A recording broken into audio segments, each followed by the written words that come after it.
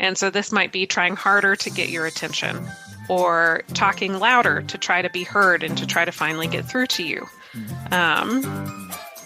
Things like that. Whereas the avoidant, someone with an avoidant coping style would be trying to, let me see how to put it succinctly. They would be trying to avoid conflict. It's sort of like conflict between us signals danger. It means I'm going to lose contact with you. I'm going to lose that home feeling with you. That I won't be able to count on you to be there for me if we start having all of this tension and conflict.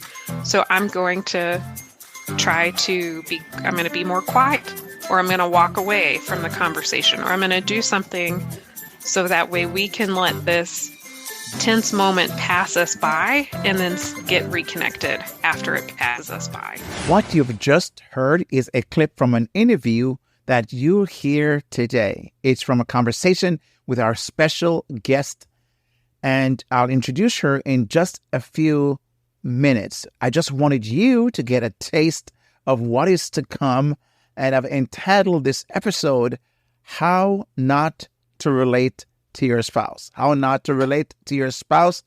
And you have kind of heard the direction we're going to go, plus a whole lot more. So that's not all. In this episode, you'll hear how our guest discusses the issue of trauma and its impact on your nervous system, but also on your marriage and what to do about it. You'll also hear discussions on the issue of abuse and what people generally refer to. And you hear that plus a whole lot more. So you've just got to stay tuned and you don't want to miss this. This is episode 59. So stay tuned as we get the show started. Hello and welcome to the Happier Marriage Podcast, a podcast for spouses longing to have a happier marriage so they can feel more connected, desired and supported. Now, to start the show, here is your host and Sherpa, licensed marriage and family therapist and certified relationship coach, Kingsley Grant. Just a reminder, the Happier Marriage Podcast is on a mission to globally eradicate unhappiness from marriages, and you're encouraged to join this movement by sharing this podcast with at least one other spouse. And just to be clear, this podcast is focused primarily on the extraordinary wife and her role in transforming her marriage one scale at a time. So Kingsley, why the extraordinary wife? How did you come up with that? That's for a whole nother podcast. And you've been listening to me. You've heard me talk about that and why. And you'll hear that when I do solo shows, I explain more about that. So you've got to make sure you listen to those episodes as well. Now, even though it's aimed at her, I can guarantee you'll find something that will be said that will be helpful to you. So let me say this. You may or may not agree with all that you hear, and quite frankly, you might be triggered by some of what you'll hear on this episode and other episodes. But remember, that is one of the purposes of this show, to stir things up, shake up the status quo in what you've been hearing about marriages. But you can always be assured of this, that no matter what happens, we're going to take you in for what I call a solid landing, right? So this show is brought to you by KingsleyGrant.com, where you'll find resources for your marriage. And so you want to go there, KingsleyGrant.com. You see resources and other helpful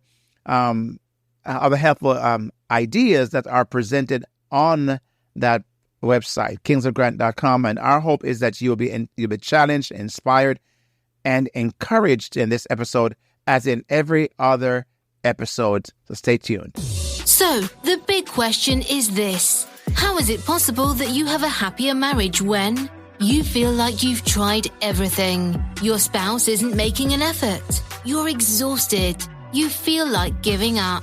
Or there's so much hurt that's taken place between you and your spouse. That is the question, and this podcast will give you the answers. Stated earlier, we have a guest on the show, and her name is Elizabeth Polinsky. You'll be hearing her talk about the issues I mentioned, as only she can tell it. Just to remind you that you can also watch the video version of this interview on my YouTube channel, Kingsley Grant. Make sure you subscribe to the channel once you go there. Here's what you might want to know about our guest, Elizabeth Polinsky, also known as Liz. She goes by Liz Polinsky. Liz is a licensed therapist who works primarily with military couples, being one herself.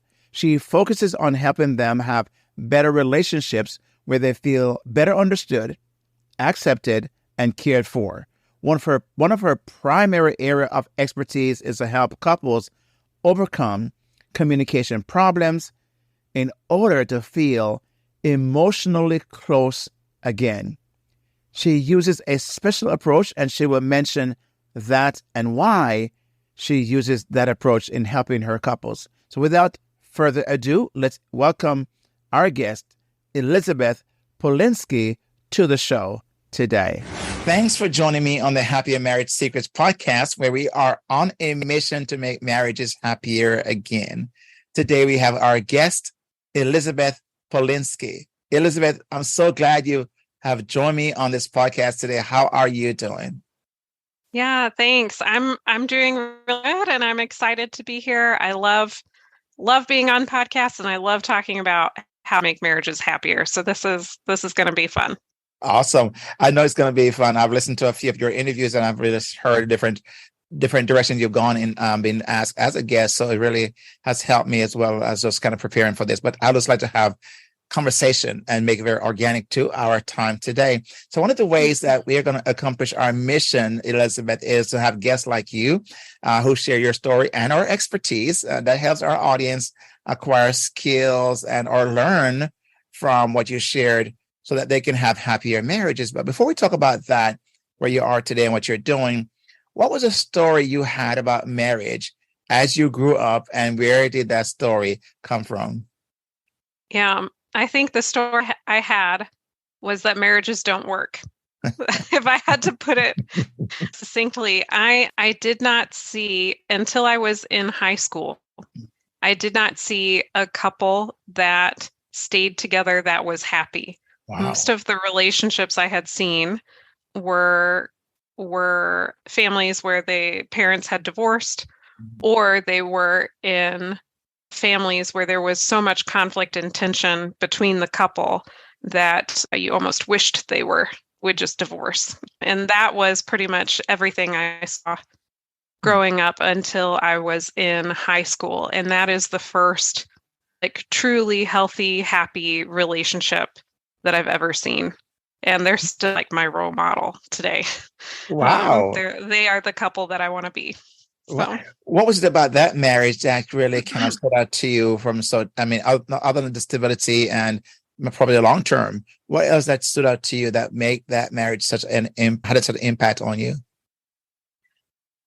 Yeah, that's a really great question. I don't know that I have analyzed it that in depth like that, but yeah. I just kind of going with my gut.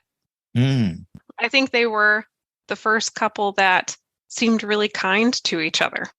And they had tense moments of sort of conflict or disagreements, but they were relatively mild and would talk through them. And I knew that they worked through things together, and I knew that they would read different sort of relationship books, and that they were actively working on making sure that they had a good marriage, which is also something I had never seen anybody do before. Well, so in your own household, your own family of origin, how was that? Yeah, my parents divorced when I was pretty young. I want to say I was 2 or 3. They were a dual military couple, and military life definitely played a role in the decline of their relationship, which is so common. As you know, I work with a ton of military couples. So that was part of the passion that led me to working with military couples.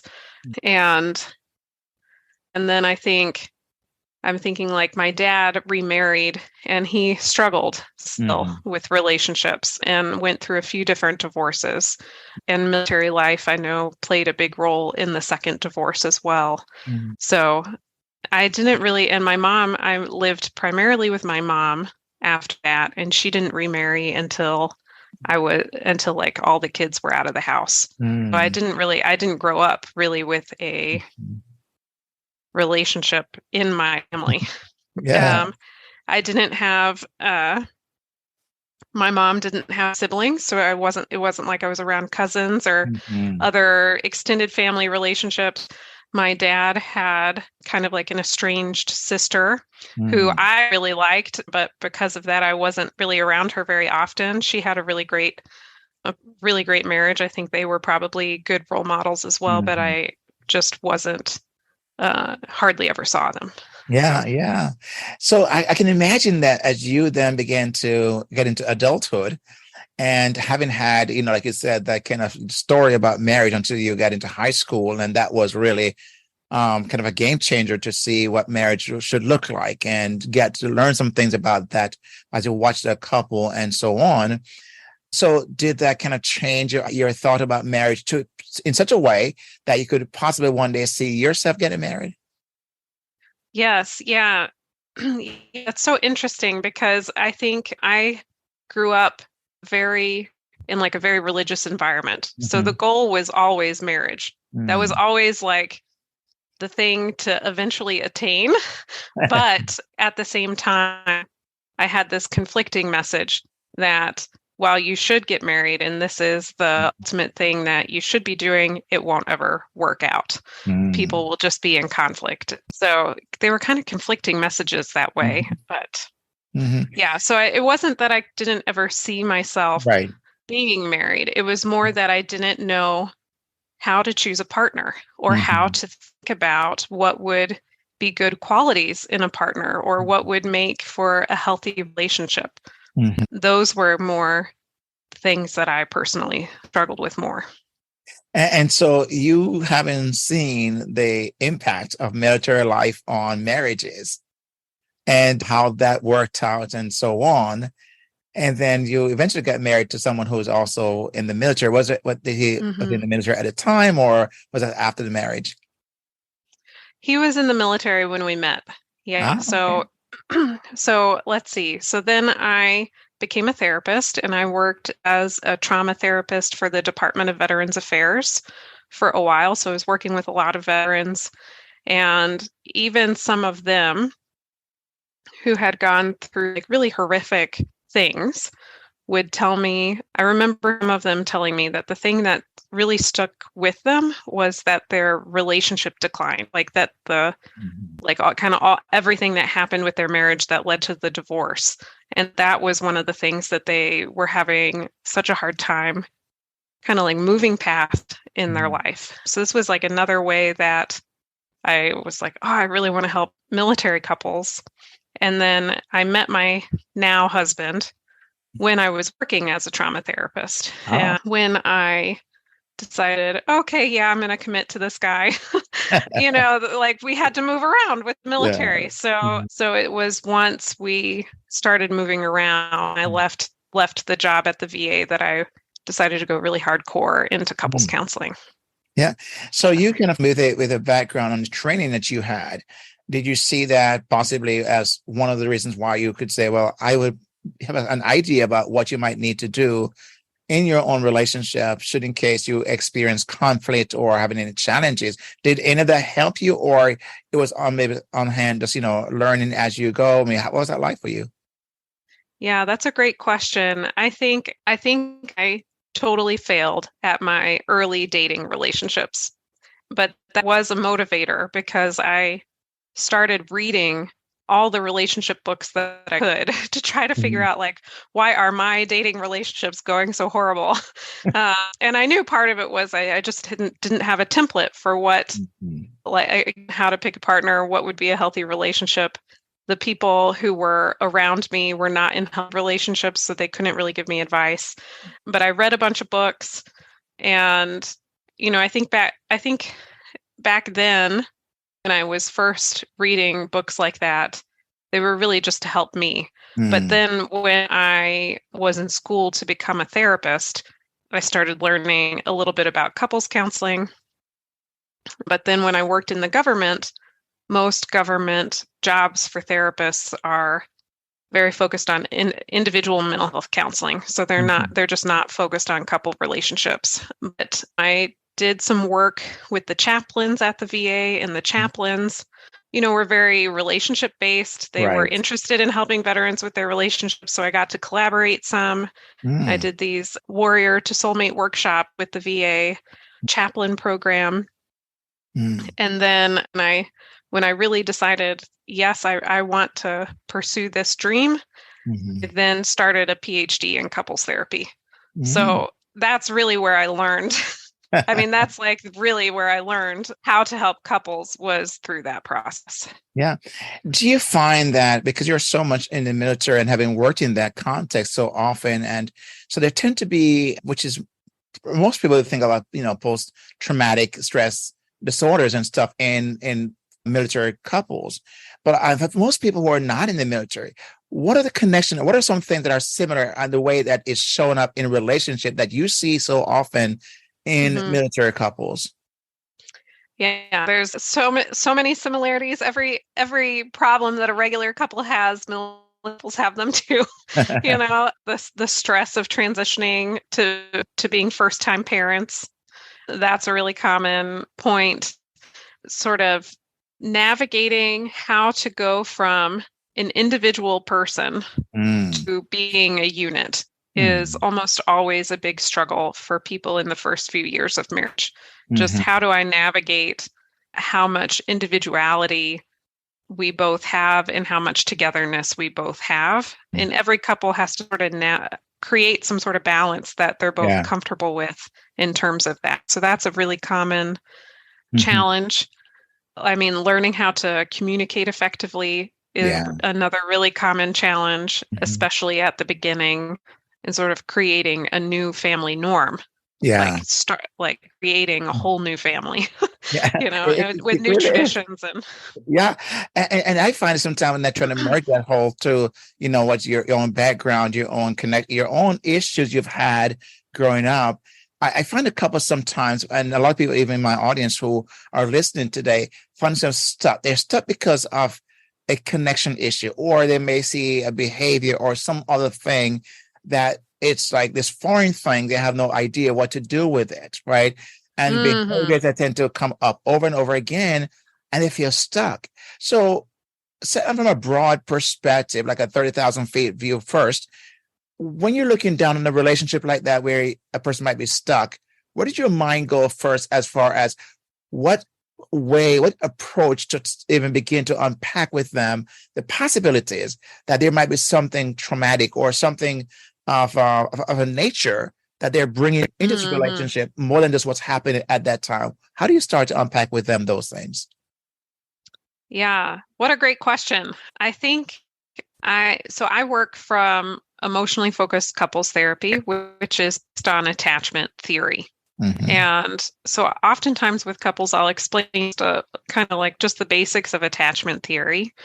But we all come to our current relationships with sort of a template for what we expect in terms of how other people will treat us, and sort of our own worth and our self-esteem that we learned from our family growing up or from previous relationships. So like sometimes I'll have clients where they were in really abusive first relationships, and that even if they had the most perfect childhood experience, that can really create a new template on the inside of them, where then they expect harm from the new partner, even if and so we have to work on that template. But so couples come into relationships with template and I think ways that they sort of expect the world to be. And then those are often very different, different templates that they have learned from their different families. And depending on how much pain someone experienced in previous relationships might also determine how many things they find emotionally triggering in the new relationship. So if I'm thinking of one of my best friends from college who is Italian, and she comes from this big Italian family, and very identifies, we are Italian, and they yell and they scream.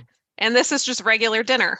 If she were to marry someone who came from a different cultural background, or just a different family who wasn't so expressive that way, the silence would be triggering. It would be like, why are you not engaging with me? And for the other person who comes from kind of just like a more quiet, I guess, family, not the Italian sort of thing, they might experience the level of expressive-ness as triggering, as like, what do I do with this? Because their templates for what is normal in relationships are so different. And then when you don't understand, maybe understand is not quite the right word, but when it seems so foreign, I guess it seems so different than how their natural way of being is, then it's so easy to create judgments that aren't necessarily true. So sometimes hear things like, I'll hear things like they're being abusive, they're a narcissist, they're gaslighting me. I want to be very clear, because if those things were really happening, those would never be appropriate. Under any circumstances. And there are times where some of it is a misunderstanding between couples. I think what happened, like you're describing, I find these individuals may create their own meanings and associate and give it and label those things a certain way. And sometimes those labels, it's also what creates additional conflict in the relationship, because now the person may be saying, telling that person, you just don't care, you don't love me, and what's going on, and all these things are happening. And so you mentioned about the idea of this attachment. So what are then the attachment styles, or what are the things that people may begin to think about when they hear this word attachment? Yes. Yeah. So we all form attachments to a variety of people. And when we're first born, that tends to be our parent, whoever's raising us, but it could also be a sibling. Some people form really deep attachments to like a sports coach or a best friend that the same best friend for 20 years, that could be an attachment as well. And then when you have a marriage or a sexual partner, a committed relationship, that becomes an attachment relationship over time as well. So ideally, everyone craves sort of this sense of feeling secure in those relationships. And that would be ideal. And there are a few elements that help us know that a relationship is secure. One is that it's like a place I go home to. It's my emotional home, that in the stresses of life, I can go to my person and get comfort and emotional support from them.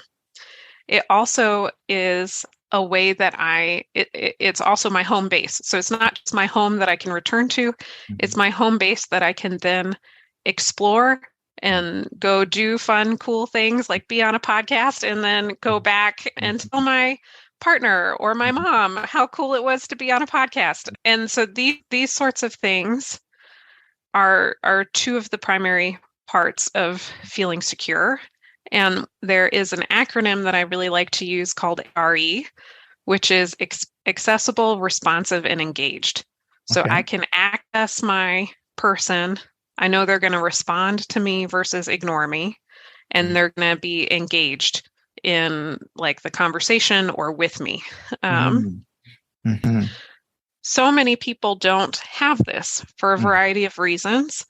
Sometimes it is because they didn't have security in their relationships growing up. And then that becomes the new template, sort of an insecure template for future relationships. And you'll hear people talk about anxious attachment styles, avoidant attachment styles.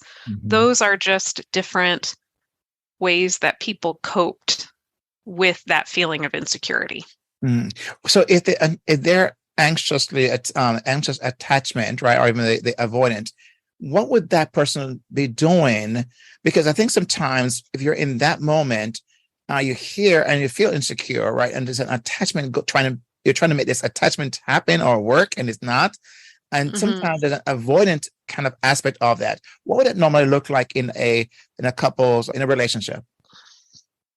Yeah, so oftentimes these two styles are attracted to each other, and they often end up in couple relationships together, where one does have an anxious attachment style from childhood, and the other one has an avoidant attachment style from childhood.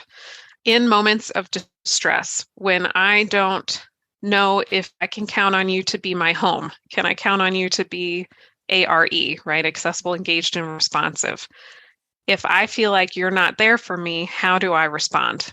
So the anxious attachment person copes and responds by trying to get more engagement from their partner. And so this might be trying harder to get your attention, or talking louder to try to be heard and to try to finally get through to you. Things like that. Whereas someone with an avoidant coping style would be trying to, let me see how to put it succinctly. They would be trying to avoid conflict. It's sort of like conflict between us signals danger. It means I'm going to lose contact with you. I'm going to lose that home feeling with you, that I won't be able to count on you to be there for me if we start having all of this tension and conflict. So I'm going to I'm going to be more quiet, or I'm going to walk away from the conversation, or I'm going to do something so that way we can let this tense moment pass us by and then get reconnected after it passes us by. So they both have good intentions of preserving the relationship, but their styles are very different and often create friction between them. No, I can see that. I can see where that is. Like I heard when you were just explaining that, which I think I truly appreciate that, because both of them are trying to connect. They're trying to do something to preserve. They're trying to do something on behalf of the relationship. They're trying to get that part working, but something that is they feel as if, because the other person does not reciprocate the way they're hoping they would, then they're going to try harder, which now creates another element of conflict or problems in the relationship. So are those mostly more dominant or more often kind of styles that tend to be, or are there other things that a couple might want to even think about when they're in their relationships? Yeah, well, I would say like every couple has a pattern that they get kind of like, I don't know, like in a habit or a rut together that they form. And the most common one often involves someone who is more anxiously attached and someone who's more avoidantly attached. But even people with more higher levels of security can get into a pattern as well. But the most common pattern is that I try to get through to you to get more connection. And for some people, that can feel very critical, especially at higher levels. Like I'm trying harder and harder and harder to get through to you. And then the other person is feeling sort of pressure or gets defensive, something that seems critical, and they back away. And then when the one backs away, the other one is saying, "Oh gosh, now I have to try harder to get to you." And then they try harder and the other one backs away more. And then they get stuck in this sort of loop. But I think to answer your question, like every couple gets stuck in a pattern. It's normal. And it's not that either of them are doing, are like bad people or doing something wrong or are to blame. It's that this sort of pattern is driving more and more distance between them.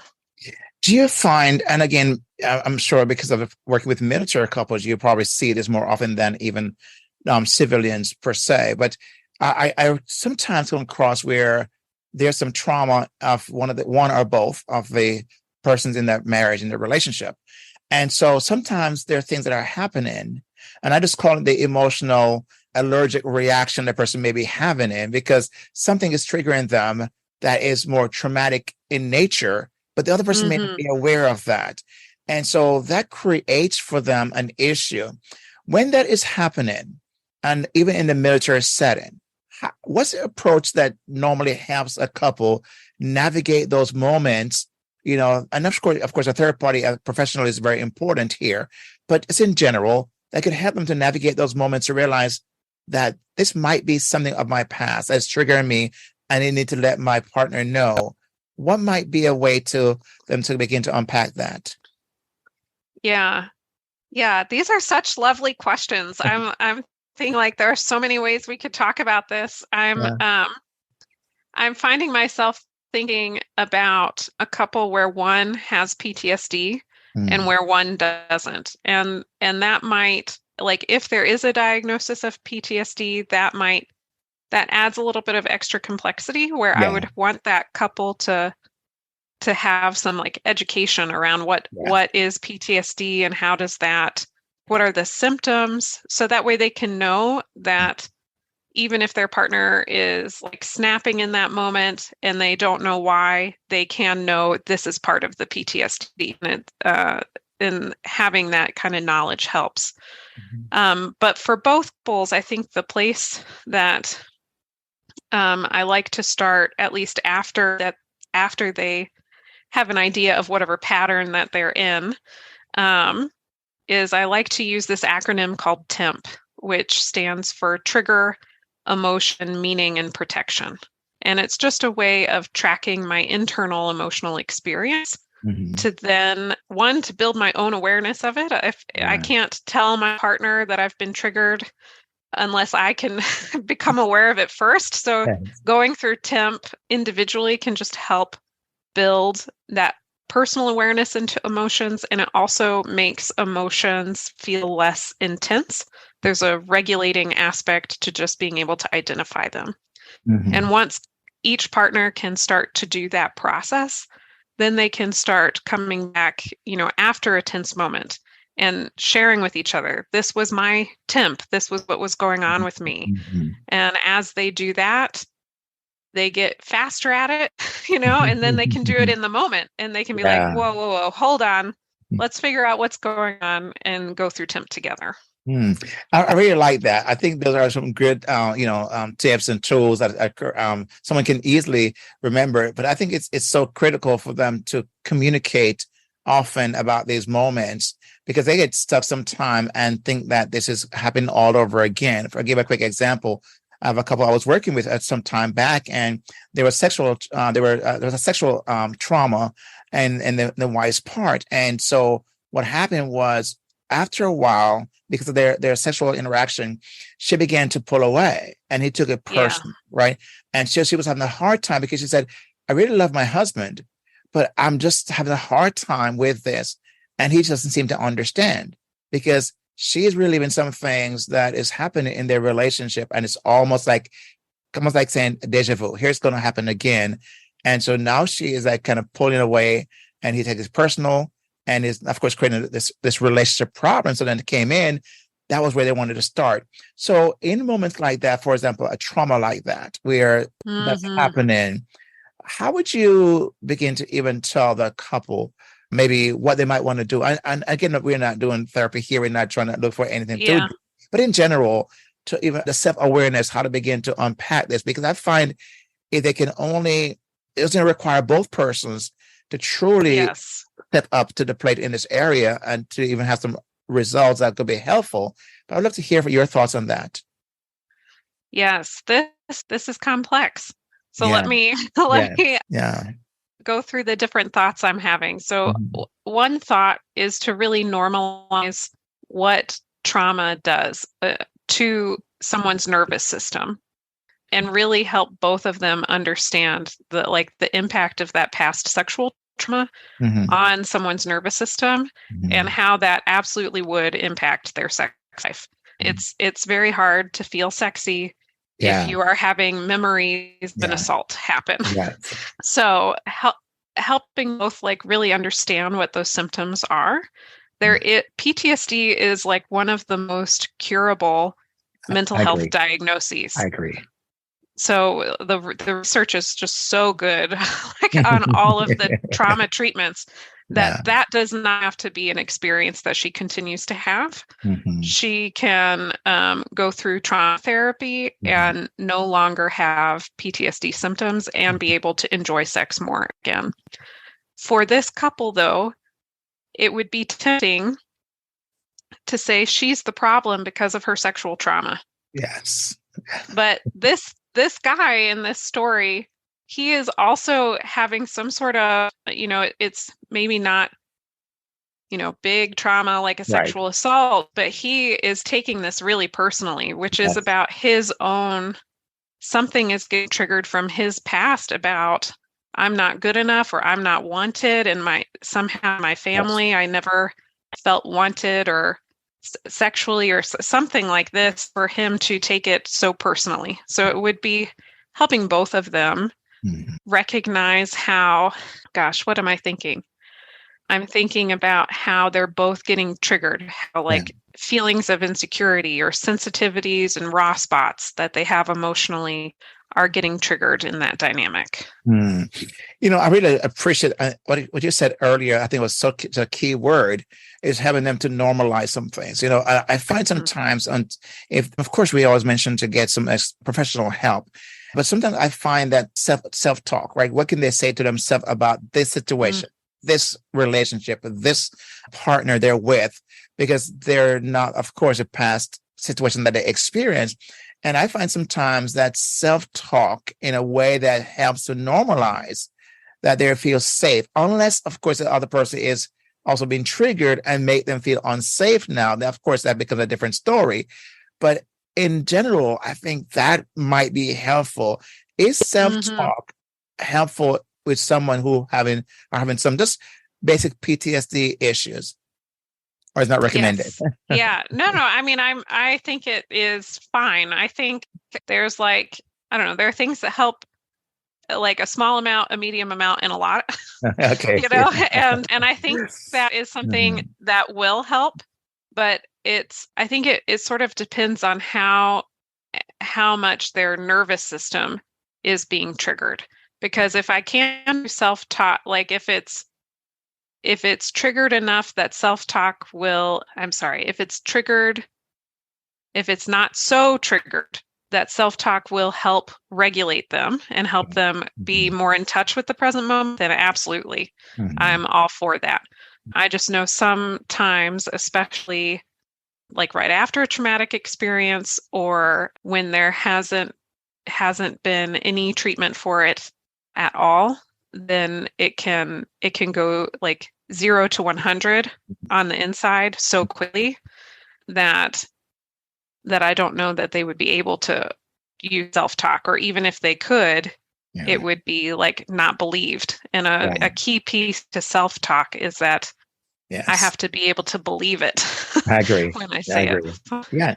No, I appreciate that, because I think while you were talking and beginning to unpack that, I'm starting thinking, okay, you're right. Because I think even sometimes the self-talk, if they, number one, don't believe it won't be helpful. But number two, I think that they may not even have the language with which to use that would be very helpful for them, because they're going to bring in the language that might even make matters worse, So I think, yes, there's some elements of some care and a very discretion have to be used in that approach. I really love the idea. So you've really mastered emotional focus therapy, right? EFT. Why did you choose that as the approach over others? Yes. Yeah. I'm thinking like three things. One, I fell in love. Like if you could fall in love with the type of therapy, I fell in love with the type of therapy. But also the research is really strong in support of emotionally focused couple therapy. So the American Psychological Association, they keep track of kind of the evidence for all the different types of therapies, and are they effective for different diagnoses like PTSD or depression or anxiety. And that's how we even know that PTSD is one of the most curable diagnoses. But right now, according to APA, there's only one evidence-based treatment for couple therapy that meets a certain research standard, and EFT is treatment. So it doesn't mean that the other types of couple therapy aren't helpful. They can be very helpful for couples, and couples have a lot of benefit from them. There's just not as much research. And part of that is, I could go on like this whole spiel about our mental health and how healthcare is around mental health, but part of it is because relational therapies are not prioritized in Yes. comparison to individual therapies. Which is so unfortunate because I believe, and my thing is that every problem a person experiences is relational. I mean, Yeah. you peel it all the way back. There's some relational aspect to that, So as we're kind of shifting forward, closing out here, I'm curious, as you are navigating this as a professional, but also as a wife and as a military, you move around quite a bit. And Yes. how do you manage all of that? Because I'm thinking how some couples have a hard time moving 2 times, but you're moving around as the military, so to speak, requires. How do you navigate that and make sure your marriage gets priority in all of this? Yeah. Yeah, that's a great question. I think there are ways that I have some privilege that helps with that. So I'm thinking of several things. Like I grew up in a military family, so I have knowledge of like how things Okay. are. I'm kind of familiar where that would be maybe harder if I had no context of military life. I have also moved frequently with like going to grad school or different jobs and things like that. My family, because it's generations of military, they're just transient. And I also have I have a high level of education, and a career that's very mobile. And I have the ability to have my own business, like my own private practice as a therapist that it does take creativity, but I also I'm still set up in maybe ways that make it easier for me than for other military spouses. So I just want to acknowledge that while also stating it does take a lot of creativity and planning. Like I'm thinking about not only this most recent move to Nevada, my husband was deployed and he came back and 2 weeks later we moved. Wow. And so almost the entire move was on me until actual driving. Wow. And that's really stressful. But then also moving, not just our home, but my business and how to move a business in multiple states is also very interesting. So it just takes, I don't know, a lot of organization skills and creativity and stubbornness. I don't know. But I think like you also said, because you have grown up with this is pretty much a normal kind of way of just living, and you just adjust and just get acclimated as you keep on, moving around.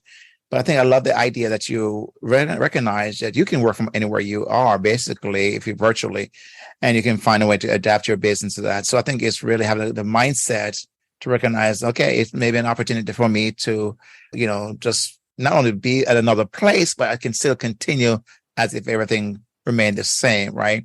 So, Elizabeth, I'm curious to see, as we're kind of winding down here, is there anything you're working on that even my audience might even, because I know that myself, I've truly, that's why I'm asking some questions just to be honest for myself as well. So I appreciate you answering some of those questions. Yeah, of course. It's very helpful. But I think they are getting some very helpful thing. I would love to know if there's anything you're working on or how to even connect with you if they so desire, and what would they probably get if they do connect with you. Yeah, happy to answer that. So I have two businesses. I have my counseling practice, Elizabeth Polinsky Counseling, where I'm licensed in 4 states right now with two more that are in the process.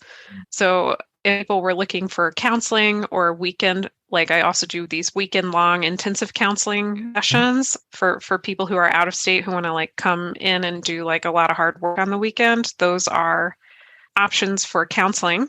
And then I have my podcast, the Communicate and Connect podcast for military relationships. My podcast is kind of up and going, but I have big goals for it in the future. I want to do more couples workshops and retreats that are focused on military couples. There are just a lot of additional challenges to accessing quality marriage counseling services for military couples. So that is sort of something that I'm really passionate about, is doing these sort of EFT based workshops and retreats for military couples. So. And And they can find out basically by going to ElizabethPolinsky.com. That's where the website that we need to go to. For counseling, it's ElizabethPolinskyCounseling.com. For the podcast, it's CommunicateAndConnectPodcast.com. Okay, great. And I have all the links in the description that follows this this episode here today, and make sure everybody connect with you, and so they can follow you there. Are you in the social media platforms that they could also follow you? Yeah, at Liz Polinsky. So Facebook and Instagram at Liz Polinsky. And Polinsky is spelled Polinsky. Yes. Right. So we'll be having, of course, all those links inside the show notes. So, Elizabeth, I want to say thank you. But before we wrap things up here, last question. Is there anything that maybe I didn't ask you, maybe you might want to leave us with, that would be helpful for a person listening today? And I think about that wife. I call her the extraordinary wife because she has such influence and, to me, power that can really help a marriage. And so if you're going to give one last word to even her, what might you say to her, what she can continue to do to make her marriage happier? Of course, it's not that she's going to find her happiness per se only in her marriage. She needs to be responsible for that herself. But is there anything she possibly could think about that would help her marriage even become happier, knowing she's that extraordinary wife? Yes. Yeah. So oftentimes when I think about if I could only give one thing to couples, what would I give them? And I would tell them to do a monthly marriage meeting. That is if I could only do one thing, that would be the thing that I would have couples do, because it gives it a dedicated time. So if we're, on date night, I don't need to necessarily hash our last fight or talk about the bills that need to get taken care of. We know there's a dedicated time to talk about those things, and it can allow us to just enjoy date night or enjoy family time or whatever is going on. It also makes sure that there is dedicated time to talk about things that would normally get swept under the rug. So talking about how is our quality time going? How's our sex life going? How's our money situation? Are we okay? Are we happy with how the distribution of chores are going? Are there things we need to talk about in terms of parenting, discipline, or, there's a dedicated time to talk about those things. I love it. I love it. I call it the huddle time. So I really love that idea, because really they can download there and save their date night for some fun things or other things like that. So I really appreciate that. Great advice. So thank you for sharing that with us. And so, Elizabeth, I want to say, and I know that you're still on mending because you were sick for a while. So yes. I really appreciate you taking the time to be with us today and sharing some great value. And thank you for being here. And so with the community here at Happier Marriage Secrets Community. So thank you for helping us navigate this idea of marriage and to have happier marriage. So I want to say thanks for all that you do, and feel better soon. Yeah, thanks. And there you have it, my friends. I hope you got a lot from this episode. Make sure you connect with Elizabeth at her website at Elizabeth Polinsky Counseling, ElizabethPolinskyCounseling.com. The links will be, of course, in the show notes, and you can share this episode with others as well. If you found value in this episode, make sure you leave a rating and a review to help us show get more visibility. And if you haven't taken the Happier Marriage quiz, make sure you do so. It's a good way to assess the state of your marriage and get some feedback. If this interests you, you can access the quiz at happiermarriagesecrets.com/quiz. happiermarriagesecrets.com/quiz. And the links will be provided, as I mentioned, in the show notes that follow this episode. Thanks again for listening. And here's the announcer to tell you what you need to hear. What's more? We've come to the end of another exciting show, and if you enjoyed this podcast, 1, make sure you give this show a rating and review. 2, subscribe to the show to get all new releases. And 3, get your complimentary copy of the 5 Secrets to a Happier Marriage ebook at kingsleygrant.com/HMS ebook. Again, it's kingsleygrant.com/HMS ebook. See the link in the show notes. Do it today. Don't delay. Thanks so much for listening, and make sure you tell one other spouse about this show, or better yet, share it with them. Until next time, may the Lord bless you and keep you, and make his face shine on you and be gracious to you. May he turn his face toward you and give you his peace, both now and forever.